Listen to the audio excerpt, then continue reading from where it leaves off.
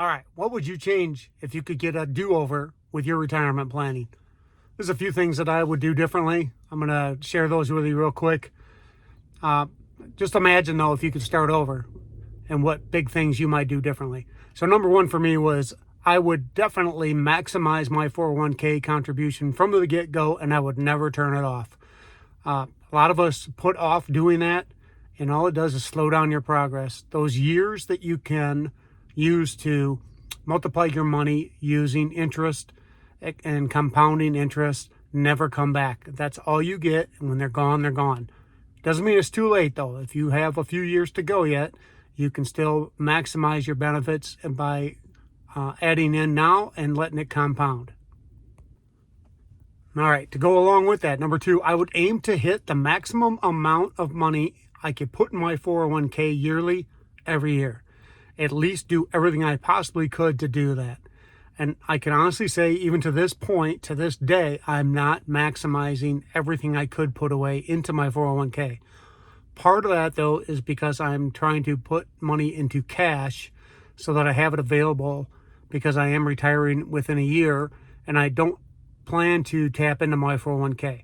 So I'm splitting up how much I put in 401k and the rest in high yield savings account for cash resources, so I'm ready to go when I leave.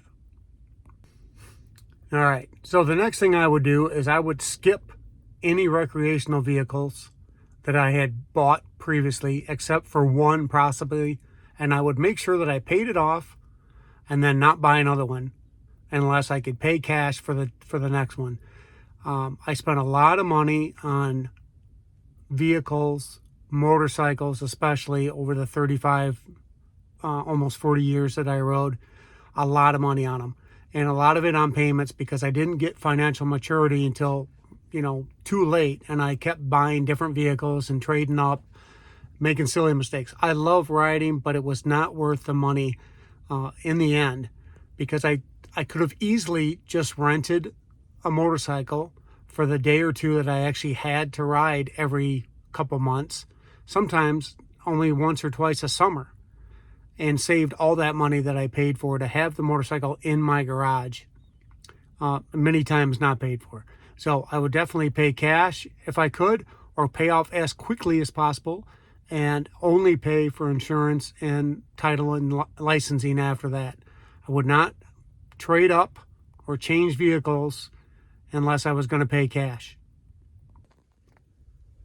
All right, and along those points, I would never have more than one car payment at a time. Most of the time, I did only have one, if that, and that's a good thing, because car payments and motorcycle payments and campers, all those things eat money like crazy, and you don't realize it because at the time, you think you're investing in your family and investing in your time and investing in your vacation and your period you're going to spend doing things you enjoy. But in the end, you end up spending a lot of money on payments and insurance and titles and license, etc. And they eat your cash reserves. Imagine, if you will, if you'd have put that money away instead and saved it until you could pay cash. At least then you wouldn't have continuing payments. And if you never bought, that cash would still be sitting there in the bank ready to be invested. Payments are just, in my opinion now, just not worth it. If you have a car that breaks down, people use the excuse that it's nickel and diming me to death. They don't want to spend the money on repairs and maintenance, thinking that having a new car payment is going to be better than having repairs.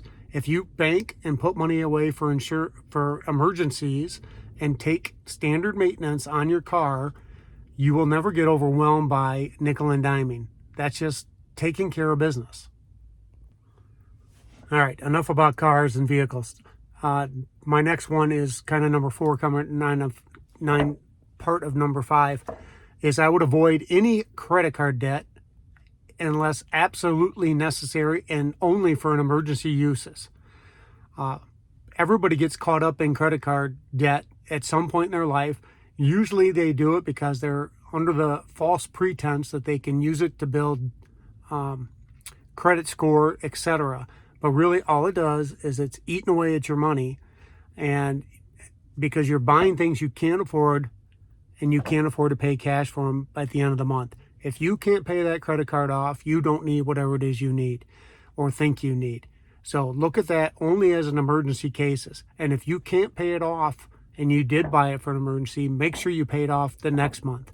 If it can't be done in that amount of time, you got problems, and you'll end up carrying that debt longer than you hope to. All right. Last but not least, maybe bonus here.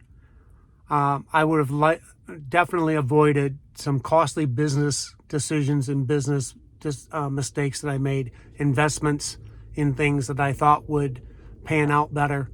I spent a lot of money on silly things that I thought were good at the time and just didn't work out.